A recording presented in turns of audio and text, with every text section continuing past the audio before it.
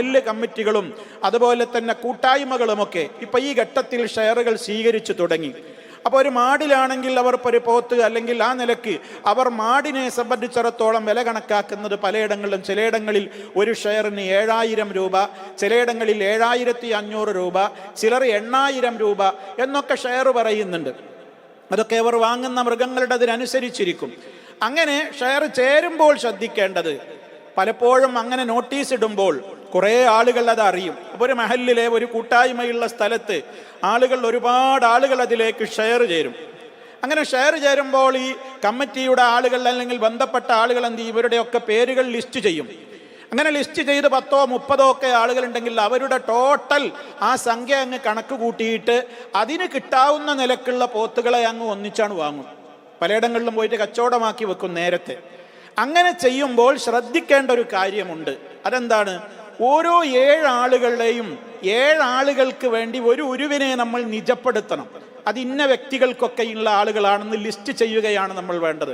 എന്നിട്ട് ആ ആളുകളുടെ പേരിൽ ഇതാ ഇന്ന മൃഗം. കാരണം അപ്പോഴേ ആ വില കണക്കാക്കിയിട്ട് 7ൽ ഒരു വിഹിതം ആവുകയുള്ളൂ. അതല്ലാതെ നമ്മൾ ടോട്ടൽ എല്ലാവരെയും കൂടി എമൗണ്ട് കണക്ക് കൂട്ടിയാൽ ചിലപ്പോൾ ചില ഉരുക്കൾക്ക് വില കുറവായിരിക്കും.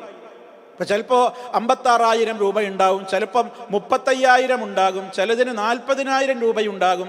ഇങ്ങനെയൊക്കെ പല റേറ്റിലുള്ള ഉരുക്കളായിരിക്കും ഉണ്ടാവുക. അവയുടേതായ ആ ഗുണമേന്മക്കൊക്കെ അനുസരിച്ച് വ്യത്യാസങ്ങൾ വരും. നമുക്ക് ആലോചിച്ചാൽ തന്നെ അറിയാവുന്നതാണ്. അങ്ങനെ മൊത്തത്തിൽ അത് കച്ചവടം ചെയ്യപ്പെടുമ്പോൾ ഈ ഒരു പ്രശ്നം നമ്മൾ ശ്രദ്ധിക്കണം. ഓരോ 7 ആളുകൾക്കും ഇന്ന 7 ആളുകൾക്ക് ഇത് ഇന്ന ഉരു അങ്ങനെ നിജപ്പെടുത്തണം. എന്നിട്ട് അതിൻ്റെ ടോട്ടൽ വില എന്താണോ അതിന് കണക്കാക്കിയിട്ടുള്ള 7 ഷെയറാണ് എടുക്കേണ്ടത്. 7 വേണമെന്നില്ല. ഞാൻ നേരത്തെ പറഞ്ഞു 2, 3, 4, 7 വരെ ആകാനേ പാടുള്ളൂ. അപ്പുറം ആകാൻ പാടില്ല. ഈ 7 ഷെയർ കണക്ക് കൂട്ടുമ്പോൾ ഷെയർ ചേർന്നിട്ടുള്ള വ്യക്തി, അത് നമ്മൾ മനസ്സിലാക്കിയിരിക്കേണ്ടുന്ന ഒരു പ്രധാന കാര്യമാണ് പറയാൻ പോകുന്നത്. ഷെയർ ചേരുന്ന ഒരു വ്യക്തി അയാളടുത്ത് പറയണം, എൻ്റെ അടുത്ത് ഇപ്പം ഷെയറിന് എത്ര 7000 വിചാരിക്കുക. അയാൾ പറയാണ് എൻ്റെ അടുത്തൊരു 3500 ഉള്ളൂ, ഞാൻ അതാണ് തരാം, ബാക്കിയുള്ള ഒരാളൊക്കെ കൂടി അങ്ങനെ 2 ആൾ കൂടിയിട്ട് ഒരു 3500 എടുത്ത് ഒരു ഷെയറായി ചേരുക. അങ്ങനെ പറ്റില്ല. ഷെയർ ചേരുന്ന ഒരു വ്യക്തി അയാൾ നൽകുന്ന തുക മിനിമം ഈ മൃഗത്തിൻ്റെ 7ൽ വിലയുടെ 7ൽ ഒരു ഭാഗത്തിൽ കുറയാൻ പാടില്ല. ആണ് നമ്മൾ മനസ്സിലാക്കേണ്ടത്. 7ൽ ഒരു ഭാഗത്തിൽ അയാളുടെ ഷെയർ എന്ത് ചെയ്യരുത്, കുറയരുത്. അപ്പം നിശ്ചയിക്കപ്പെട്ട 7ൽ 1 എത്രയാണോ ആ 7ൽ 1 അദ്ദേഹം കൊടുത്തിരിക്കണം. അതാണ് നമ്മളതിൽ ശ്രദ്ധിക്കേണ്ടത്. ഒരാൾ അതിലും അപ്പുറം കൊടുക്കുകയാണ്, പക്ഷെ വേറൊരാൾ കൊടുക്കുന്നതോ അയാൾ അതിൽ കമ്മിയാണ് കൊടുക്കുന്നതെങ്കിലോ അത് ഉണ്ടാകാൻ പാടില്ല. ഒരാളെ സംബന്ധിച്ചിടത്തോളം അയാൾക്ക് 2, 3, 4 ഒക്കെ ഷെയർ എടുക്കാം.